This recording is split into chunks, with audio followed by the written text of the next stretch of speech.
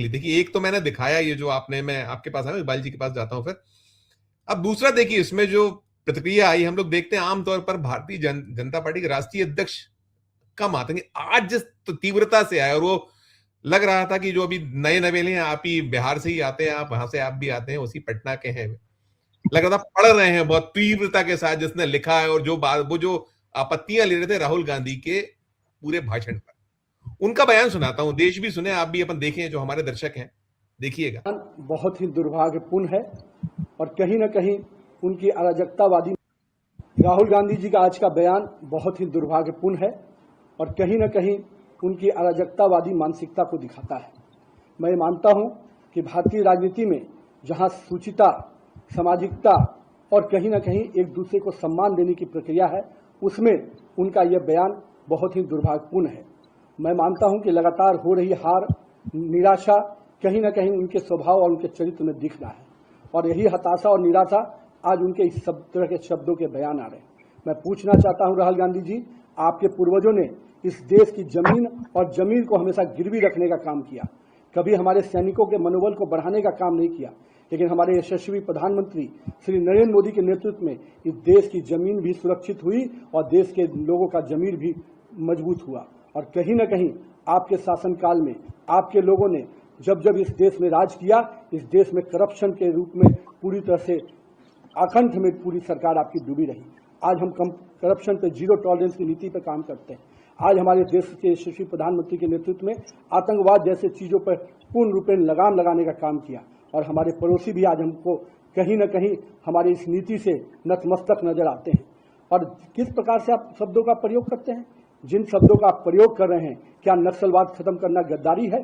क्या इस देश की जमीन को सुरक्षित रखना गद्दारी है? क्या इस देश के तिरंगे का सम्मान पूरे विश्व में बढ़ाना गद्दारी है? अगर ऐसे शब्दों का आप प्रयोग करते हैं तो मुझे समझ में नहीं आता कि आपके पूर्वजों ने, आपके कांग्रेस के पुराने नेताओं ने जिस प्रकार से यहाँ के सैनिकों के सर काट दिए जाते थे, आप मौन बैठते थे, लेकिन आज भारतीय सेना को सम्मान के साथ, स्वाभिमान के साथ काम करने का जो मौका मिला है वो यशस्वी प्रधानमंत्री नरेंद्र मोदी के नेतृत्व में मिला है। और मैं मानता हूं कि भारतीय राजनीति का आप राहु हैं जो कहीं न कहीं पूरे तरह से देश की राजनीति की वातावरण को गंदा और दूषित करते हैं। देखिए, मैंने कहा ना, वो पढ़ रहे थे, जिसने भी लिखा था वो बहुत उनकी आई जो कांटेक्ट है वो दिख रहा था कि उसको पढ़ के, और सब बहरहाल वो जो बातें कर रहे थे, अभी जो कहा सिन्हा साहब ने, बहुत स्पष्ट तौर पे चीजें कह दी। अरे एक बार गिरेबा में तो झांकी है हुजूर, और तुम्हारा खून खून हमारा खून पानी जैसी बातें आप करते हो। यहाँ आप देखिए, हार से जोड़ दिया, हार के उन्होंने काय से जोड़ा, क्या कहा उन्होंने, आखिरी जो शब्द था मैंने इसलिए पूरा सुनाया कि राहुल गांधी भारतीय राजनीति के राहु हैं। एक तरफ बात शुचिता और बात और शब्द, और कहाँ है वो जो पहलगाम आतंकवादी जो हमला हुआ था, उसके जो मारे गए हमारे जो भारतीय थे, मिला उन्हें न्याय, मिल गया क्या, उन्हें पकड़े गए क्या वो लोग, हो गया सिर ऊपर? मतलब कैसी बातें हैं। टिप्पणी आपकी सब पर धनंजय जी। जो अध्यक्ष को अभी सुनवा रहे थे, नितिन जी के बेटे हैं, नवीन, क्या नितिन ही नाम है। एक तो जितनी बातें उन्होंने बोली वो तोते की तरह पढ़ दिया, जिसे दिख रहा था कि पढ़ रहे हैं। 8वीं क्लास के बच्चे को भारत पे लेख लिखना हो तो जो पढ़ के बेचारा आएगा वो बोल देगा भारत में धर्मनिरपेक्षता है, भारत में सारे समाज के लोग एक साथ रहते हैं, कोई हिंदू मुसलमान नहीं है, कोई जाति पाति का झगड़ा नहीं है, बाबा साहब ने बड़ा अच्छा संविधान बना, यही सब बच्चा पढ़ेगा ना। तो वैसे ही पढ़ दिया। अब एक तो ये बात है कि इनको नेता कौन मानता है? वो नेता मानता है इनको? नेता है इनके पहले जो अध्यक्ष थे उसको किसी ने नेता माना? जेपी नड्डा को, नितिन गडकरी जी को तो नेता माना नहीं किसी ने। इनको कौन नेता? इनको तो अभी 20 साल लगेगा उस उम्र में पहुंचने में, 60 के बाद ही कुछ आदमी विचार करेगा कि हाँ ठीक ठाक है कि नहीं। और जिस मंत्रालय में रहे लंबे समय, पीडब्ल्यू और रोड सड़क परिवहन मंत्रालय संभाला इन्होंने बिहार में। कोई देश का आदमी बताए कहीं खड़ा होकर के कि जो सड़क परिवहन मंत्रालय में है वो बिना रिश्वत के चलता है? वो एक मंत्री आके नितिन गडकरी जी बोल सकते हैं क्या कि बिना रिश्वतखोरी के सड़क मंत्रालय चल रहा है? कोई प्रूफ भी कर देगा, हम हो सकता है प्रूफ ना करें, हम कमजोर आदमी, पत्रकार आजकल सबसे कमजोर है। लेकिन देखिए क्या है, इनको इतना झूठ बोला है इन्होंने, इतना गप किया है कि भारतीय संस्कृति का सबसे ज्यादा मजाक अगर किसी ने उड़ाया है तो ये भाजपाइयों ने, संघियों ने उड़ाया। भाजपाई कहना गलत शब्द है, हम लोग जड़ को नहीं पकड़ पाते, संघियों ने किया।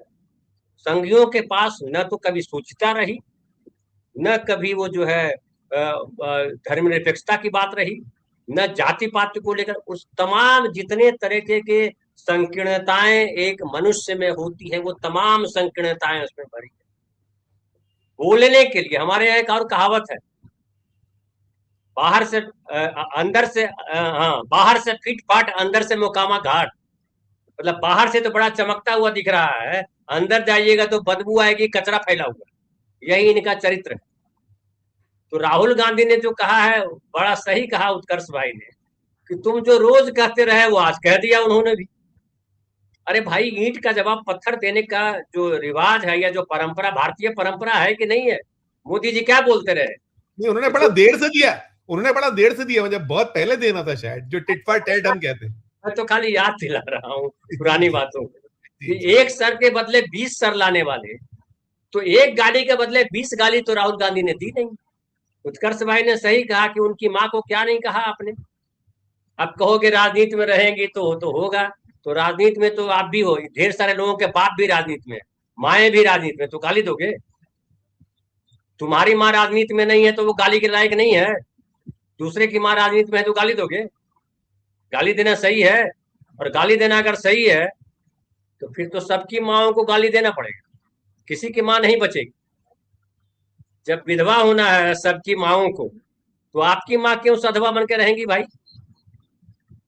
तो ये जो देखिए, मैं मानता हूं कि भाजपाई या संघी, जो मैंने पहले लाइन कही, इनके पास तमाम समझ, सांस्कृतिक, सामाजिक, साहित्यिक, धार्मिक, सारी समझ अल्प मात्रा में, और उस अल्प मात्रा को थोथा चना बाजे घना, उसको जो है ये सत्ता मिल गई तो उसका नंगा नाच और किया। एक और बात रही कि चूंकि इनको लोगों ने, जो नेहरू थे या और जो लोग आए, उन्होंने कहा कोई बात नहीं, इनका भी देश है, आजादी मिली है सबको, सब मिलकर के चलेंगे, कल सुधर जाएंगे।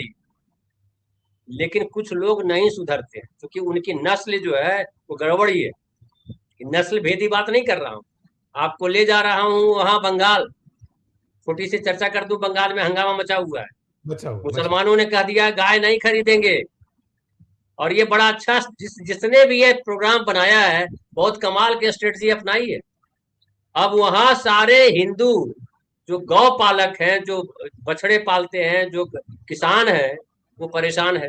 हम जानते हैं ना, हम किसान के बेटे हैं। हम लोग के यहाँ जो है ये टीका लगा करके, शिखा बांध करके गौ माता कर रहे हैं। कौन शिखा वाला गाय पालता है भाई, जरा बताओ तो। कितनी गाय, कितनी गौशाला है? ये नौटंकी करते रहते हैं आदित्यनाथ से लेकर के मोदी जी, गाय के बछड़े को ऐसे ऐसे दुलाल रहे हैं, उससे गाय बड़ी हो रही। उतनी गाय है क्या देश में? आपने मंदिर बनवाया, कॉरिडोर बनवाया, इसलिए इससे बढ़िया गौशाला बनवा देते यार। कितनी करोड़ गायें हैं, और गाय पलती तो अच्छा होता, दूध की नदी बहती, जो हम लोग बचपन में पढ़े थे, दूध की नदी कहाँ बहती है नदी, वो तो हमको नहीं पता, हम पढ़े थे। भी पढ़े होंगे, आप भी पढ़े होंगे। वापस इस पे आइएगा, आप बिल्कुल ठीक फरमा रहे हैं। मैं उसी पे आ रहा हूँ, उसी पे आ रहा हूँ। देखिए, ये जो झूठ बोलने वाला, ये जो गाली गलौज करने वाला, जो ये जो परंपरा है, ये इन्होंने शुरू की है। अब इनके ऊपर पड़ने लगा, क्योंकि देखिए हर चीज की लिमिट होती है, और बॉल जब फेंकिएगा ना, कठोर चीज पर बॉल जाती है तो रिवर्ट आती है, रिवर्ट आती है तो कई बार नाक टूट जाती है। अब बीजेपी के नाक टूटने का समय आ गया है जी। ठीक, तो धनंजय सर, आपने जो सुना ही सुना, वो जो कहा भी डॉक्टर साहब ने उसमें और एड ऑन किया कि भाई ऐसे तो दो कंपनियों को उनके फंडिंग रुकी है सारा, और मोदी जी के जितने जितने दौरे हैं, आप कहा कौन सी चीज का निकल कर आए, जितने दौरे हुए हैं, बड़े बड़े एक प्रेस नोट जरूर रह जाते हैं, लेकिन उसका इम्प्लीमेंटेशन या उसकी वास्तविकता वो बाद में खुलती रहती है, सामने आती रहती है। अभी जो राहुल गांधी पे लौटता हूं, आम आदमी की जो वो बात करते हैं, आम आदमी की तो बात करें ना, उसी को तो सारा कुछ किया है, और जहां अभी खड़े हुए हैं, अगर उसको वो तो लगातार हमले आज से नहीं कर रहे हैं। नंबर 1, नंबर 2 बोला उन्होंने हाउस में जब उसको हटा दिया गया, निरंतर बोला उन्होंने, छोड़ा वो विवाह में नहीं गए, वो मजदूरों के साथ थे। तो उनकी जो चिंता है, उस चिंता को लेकर आप ये जो कहीं जो अभी कहा था स्यापा जो होगा, कैसे ये देश को कब तक आप करिए, कितना भरमा लीजिएगा? तो हो तो रहा है ना, चीजें तो निकलने लगी है ना, आप नहीं रोक पा रहे, इसलिए तो आपको चैनल बंद करना पड़ रहा है, हम जैसे यूट्यूब चैनल और हम जैसे और भी लोग अकाउंट बंद करना पड़ रहा है। और ये जो आप कर रहे हो, इससे तो आप और एक्सपोज लगातार हो ही रहे हो ना, ना दिखाए गोदी मीडिया। आपकी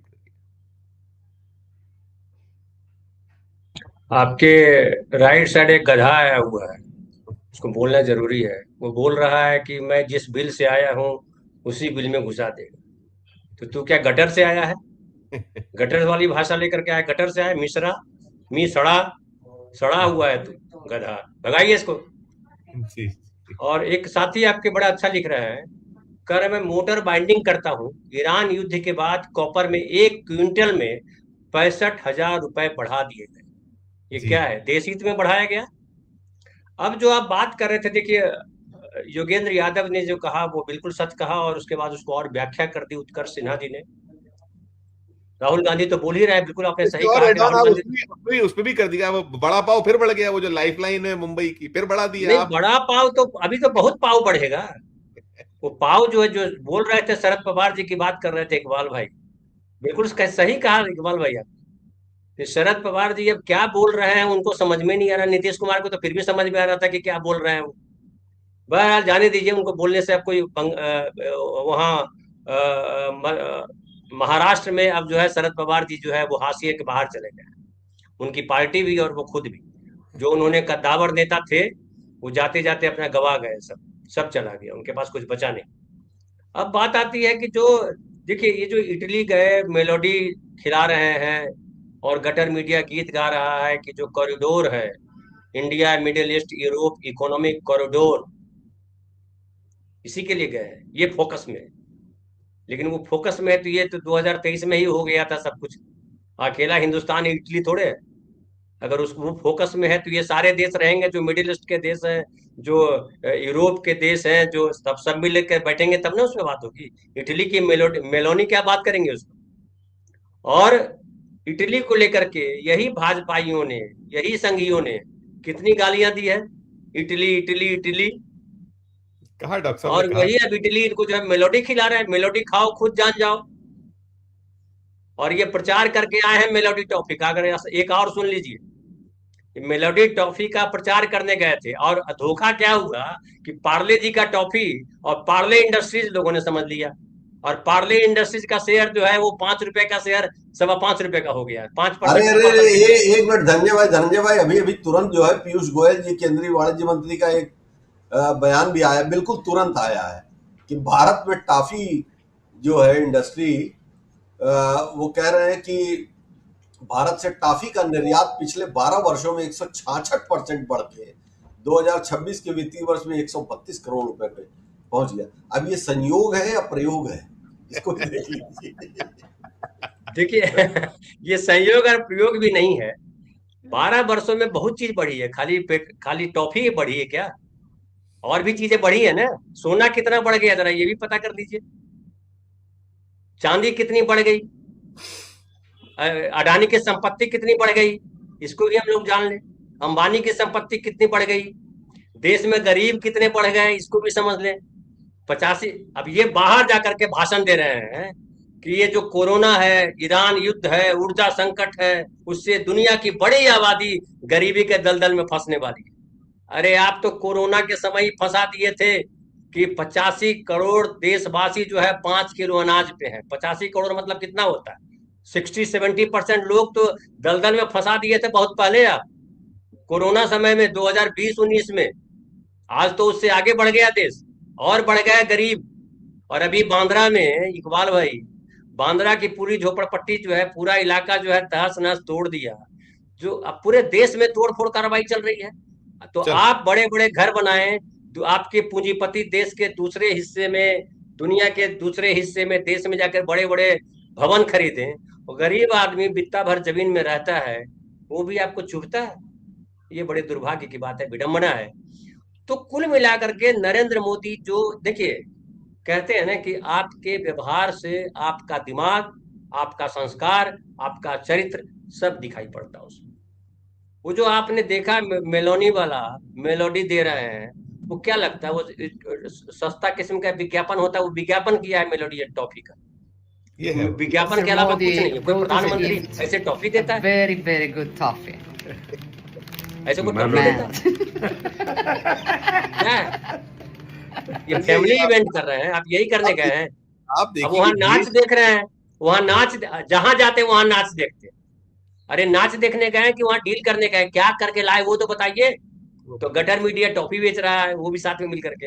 वो जो है बता रहा है कि कैसे यूरोप और वो जो कॉरिडोर बन रहा है इसकी बात कर रहा है।